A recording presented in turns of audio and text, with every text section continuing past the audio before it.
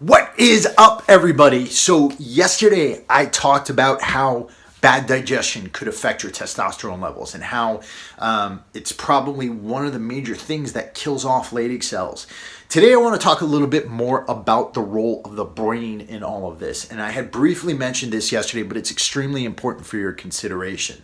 I want to talk to you about, real quick, this book here. This is a book that my friend Andrew Moore put together. Andrew was a brain-injured Green Beret. And he didn't get knocked out. He never got a direct blow to the head. But what was happening was he was setting explosives on doors throughout his deployments. And what would happen was he'd be in proximity to those explosions and his brain would shake back and forth inside of his head.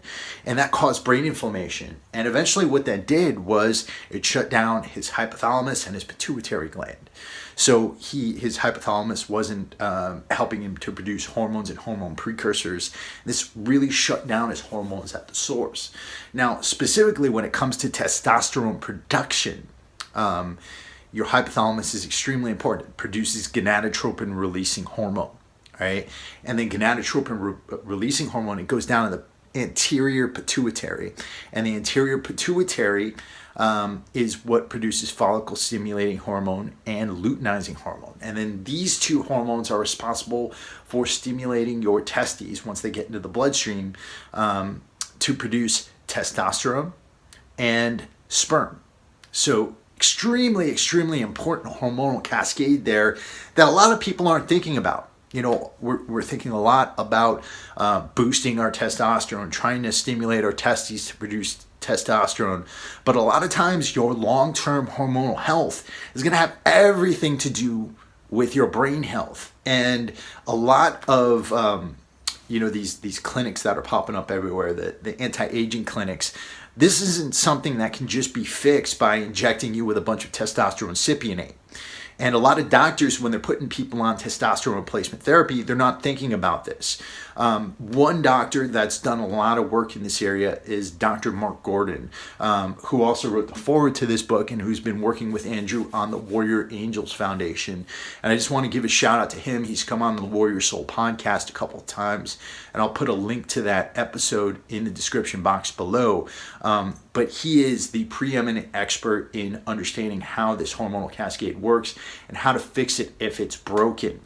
I've gotten a few different tips from him, and for Dr. Gordon, it really involves just preventing total body chronic inflammation as much as possible. So getting the right nutrients into the brain, making sure they're able to cross the brain-blood barrier, but also protecting your body from chronic inflammation, because chronic inflammation in the body can also lead to brain inflammation. So you definitely want to do things like heal and protect your gut and follow the tips that I put out in that video yesterday, which I'll also link below, and make sure you're starting with your digestive tract and fixing that, because the inflammatory cytokines from an inflamed digestive tract can travel to the rest of your body, kill off your Leydig cells, create brain inflammation. And remember that the brain is directly connected to the intestinal tract via something called the vagus nerve. Now, something else that Dr. Gordon talks about quite frequently is making sure that you're supplementing with something called N-acetylcysteine. And he'd mentioned in another interview with Andrew, I think they were on the Joe Rogan podcast, that if Andrew had been taking N-acetylcysteine when he sustained his brain injury, that would have prevented him from ever having the impact on his hormones that he did, because N-acetylcysteine is a precursor to glutathione, and glutathione can really help cellular turnover in the brain and reduce brain inflammation, and it can also reduce inflammation throughout the body. A lot of people who are put on psychiatric drugs, for example, get put on N-acetylcysteine to protect their livers and to also protect their body from the inflammatory effects and to help with cellular regeneration. Another thing you really need to be considering here is your omega-3 intake. You need to have an adequate omega-3 intake, and not from plant-based omega-3s. The only plant-based omega-3 that will really help your brain is algae, really great source of DHA. But if you're going with something like flaxseed oil or something like that, it has to go through an extra step to produce DHA, right? Docosahexacetic acid. That's the way I think you pronounce it. But up to about a third of the dry weight of your brain is fat, and a lot of it is DHA. A lot of it is that particular fatty acid. EPA is also extremely important for reducing total body chronic inflammation, but when we're talking about the brain, DHA is extremely preeminent. So you want to get a good source of omega-3s that have both DHA and EPA in them. And you want to focus on DHA for brain health. So make sure you're getting a good dose of omega-3s. I've also spoken to Dr. Michael Lewis about this, who wrote When Brains Collide. And he talks about the extreme importance of including a good source of omega-3s in your diet.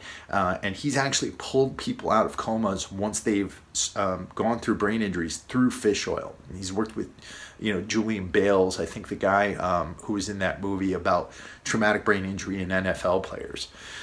So those are two very, very important things. So we've got sleep, we've got N-acetylcysteine, we've got omega-3s, and then there's this concept out there about overeating carbohydrates and brain health, and it's a little bit of a controversial subject here. I know I talk about the ketogenic diet all the time, but I also understand that most people don't want to cut out carbs from their diet. Most people don't want to cut them out completely. So what I would say here, a really good choice would be to have sensible and moderate carb consumption. Right. So one of the things that I've done in the past with myself and other people who didn't want to go full-blown keto is that when I'm training, on days when I'm training, I will take a moderate source of carbs in. So I'll go up to 100 to 150 grams of carbs, very moderate level of carbohydrate. You see a lot of guys out there who are going upwards of 300, 400, right? For me, 100 to 150 grams of carbs is a really sensible number. It doesn't give me these huge fluctuations in blood sugar that make me want to fall asleep after I eat them. I save my carb intake for later in the day after I've trained. I'm usually fasting in the morning. I'm not consuming a large breakfast or anything like that. So it's a really sensible way for me to go about things. And others who I've coached, that number seems to be a pretty good number. You're able to get your vegetables in. You're able to get a source of starchy carbs in. I think it's when you get upwards of 400, 500 grams, maybe even over 300 grams of carbohydrate a day, that you start to see a lot of these deleterious effects just from having too much energy going into your body. So real sensible way would just be to reduce the carbs a little bit, focus on getting nutrient-dense carbohydrates in your diet, great vegetables, the polyphenols and the flavonols in the vegetables, and even a lot of those darker berry fruits. They can actually help you with fighting inflammation, helping to reduce insulin resistance. And focusing on carbs that are going to help you out, rather than focusing on eating a lot of sugar or just loading yourself up with carbohydrates in general. So these are some tips for brain health. And again, I want to emphasize that this is something we don't want to be neglecting. I see a lot of guys out there, they're in their teens, their 20s, they're trying to focus on just putting on as much muscle mass as possible, but they're not thinking about the things that in the long term could kill them down the line. And if you're training now, don't be in this mindset where I'm going to train as much as possible between 18 and 25, and then after that I'm just going to focus on work. I'm going to get fat, and trust me, I'm 39 years old right now, and I don't want to slow down whatsoever. You're not going to want to slow down when you get there either, and you're definitely not going to want to rely on exogenous sources of testosterone in order to get you feeling like a man for the rest of your life. Take care of this stuff now while you're young so that you can live your best life for the rest of your life. That's all I got for today, guys. If you guys have any questions for me, let me know. I'll be putting links for this book. I'll be putting links to the interview with Dr. Gordon and to some of the other resources I've developed below. And I look forward to talking to you guys later on this week.